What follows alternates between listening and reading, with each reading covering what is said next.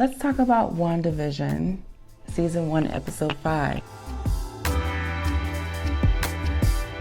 just gonna get right into it. So we open with the scene with Wanda walking into the living room. She's walking into the main space. She has the baby in her arm, one of the twins, and her and Vision are trying to quell the twins. They're crying, they're having a crying fit. And there's a point where they both place them inside of their bassinets, their cribs, whatever, and she wants to will them to stop crying. And they're pretty much immune from it. So this kind of reminded me of episode 4 when the stork was in the house and she's talking to Monica and she tries to make the stork disappear or conceal him, and he's just like not having it. So I wonder why that's happening. I'm not sure. You have ideas, leave comments below. See, I have some notes here, so I'm looking at those. So Agnes pops up like she always does, and she's volunteering to put the kids to sleep or to help them stop crying. Comes a point where she stops and she's like, should we take it from the top? She looks at one and she's like, should we take it from the top? And Vision's like, what is going on? This is a point where we can see, like, we're not speculating anymore. We know that she's aware, right? But how aware is she? Because we see the scene for the upcoming preview where Vision kind of snaps her out of it and she's like, oh my God, am I dead? Am I dead? So I'm not sure how aware she is. I know obviously she knows that something's going on, primarily from episode 4, I think it was, when she was talking to Herb outside when he was like cutting the concrete fence. And then now when she's asking, you know, if they should take it from the top like a sitcom. So yeah, I just found that kind of weird, but I'm sure they're gonna tie it all together. So they step out to the side, Wanda and Vision. Agnes is trying to stop the boys from crying, and you see that she starts spraying lavender on them. She says it's lavender, but I was thinking that maybe it's a potion. Maybe she's spraying her scent on the boys so they can be familiar with her very quickly. Or maybe it was I don't know, maybe it was a potion to continue their aging up now that they're actually born. Because I know of course they were aging like in her stomach from the last episode, but I don't know, I just thought that was kind of weird. And then she says she's looking for dark liquor. I thought that was a nod to dark magic, but you know. Okay, so this is the first time that we see the boys actually aging up. We've seen it through episode 4, but in action. So they age up from babies to age 5, and Agnes is just literally sitting there on the counter drinking, and she's just not fazed at all. Which in real life, someone would question that, but she just was just sipping her cocktail like it was normal. Weird.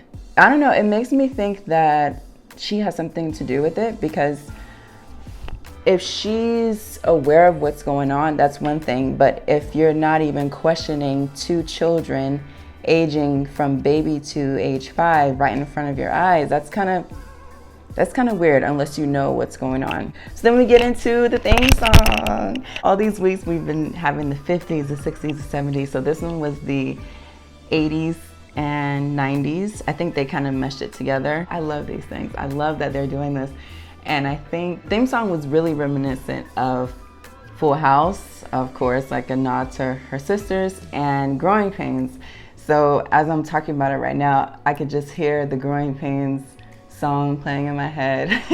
But that was one of my favorite shows coming up. I'm aging myself now, so we're just gonna keep moving on. Monica Rambeau is being debriefed, and she's getting her tests, you know, on her brain and her blood and whatnot. So the medic comes back, or the nurse comes back and says that her scans are blank. So work with me here. I think that this is because she is now a mutant. So I will say, disclaimer, I am not a comic book reader. I am a Marvel fan. I do watch the movies. I have not seen all the movies, but I've seen enough to know exactly what's going on with WandaVision. I've heard other people saying that she is supposed to get powers or be a mutant, or she's called, there's 2 names that people are calling her. Photon, which is what her mom is called, I believe, and then something else. But I think that maybe this is like a part of her powers or something, like concealing the contents of her mind. I don't know. Somebody let me know. Correct me or give me a hand clap if you think it's right, or let me know what you think.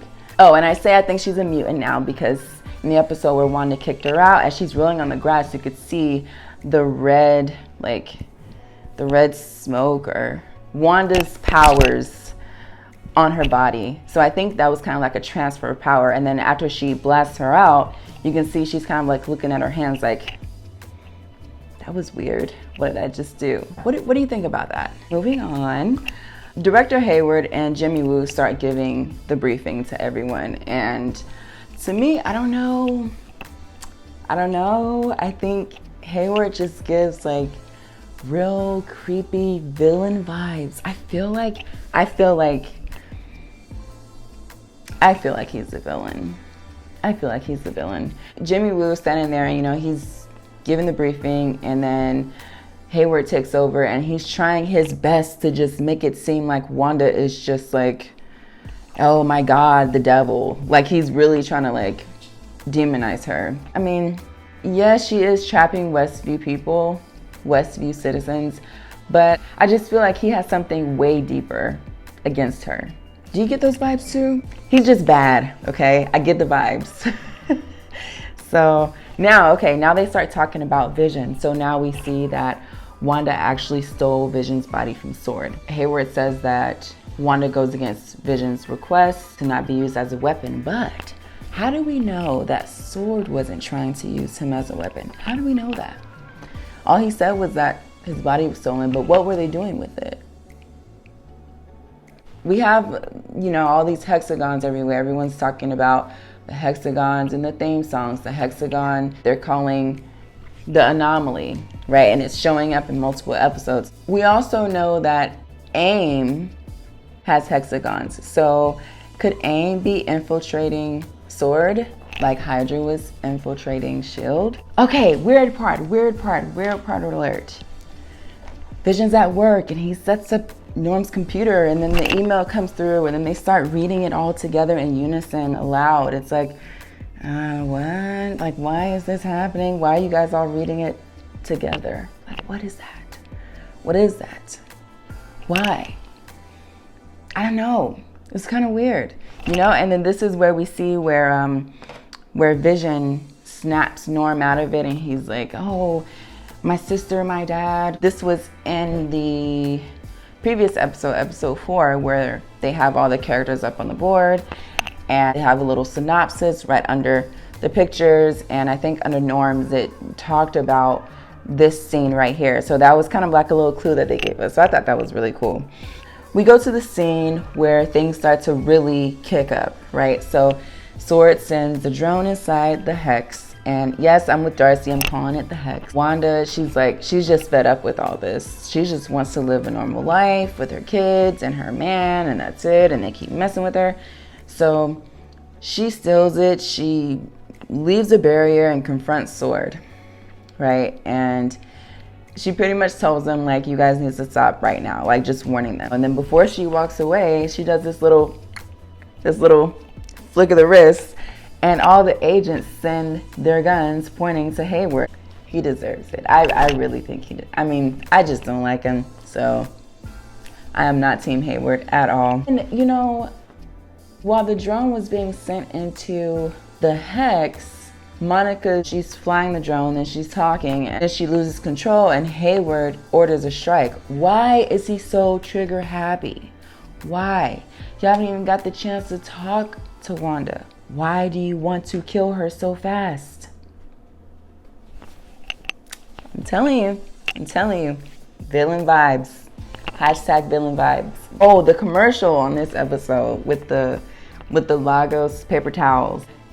Obviously, they're referencing her incident in Lagos, and if you see, pay attention to it, the spills are red, like blood, for all the bloodshed, because it's for when you make mistakes you didn't mean to, right? It's clever. One of the last scenes is the dog, Sparky.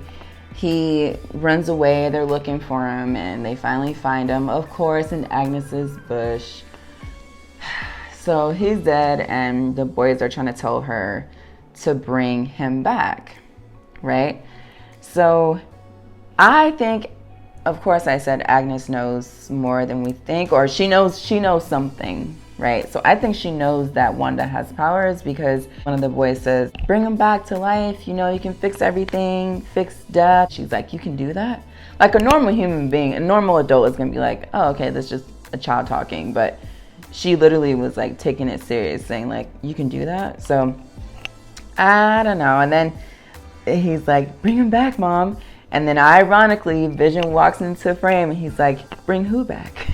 You, because you're dead. Actually, let's talk about that. Is Vision dead? Is Vision dead? Because yes, we seen in episode 4 when the camera cut to him when he walked back in the house and he was all gray, dead looking. His head was destructed. Obviously, he doesn't have that indestructible head. He looks dead, right? But he's walking around like normal now. I don't know. Is he dead? Do you think he's dead? Or is he alive? Because at the end, the very last scene when they're having the argument, he's expressing anger. He says he's scared. Old Vision didn't really have emotions like that. I mean, besides love for Wanda, obviously, but they weren't expressed in that way. So I wonder what is making him have more human expressions, human feelings. I can't wait until they roll that out and let us know. And he says, what's outside of Westview? This reminds me so much of the Truman Show. As soon as we seen the first episode, I think it was the first and second episode that were released together, I automatically thought of the Truman Show, one of my favorite movies, nod to Jim Carrey.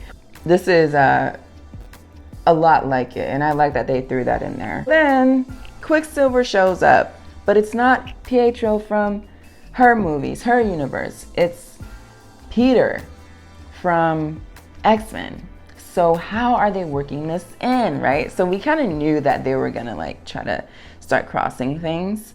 I don't know about this because, I mean, her brother's dead in her world and then he comes back from X-Men. Like, how does he even get there? Like, how is this even happening? Like, how does she know that that's her brother? That that's another version of her brother? Like, she's looking, when she opens the door, she looks at him like she knows him.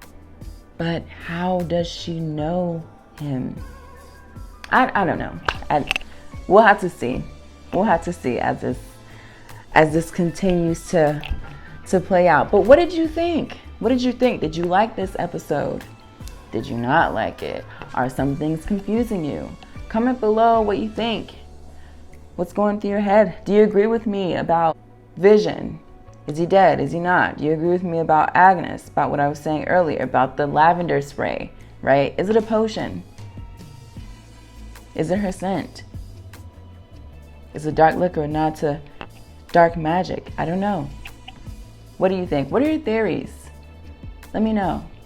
I think I'm gonna start doing review videos on the rest of the episodes of WandaVision. I know we're like halfway done with it, but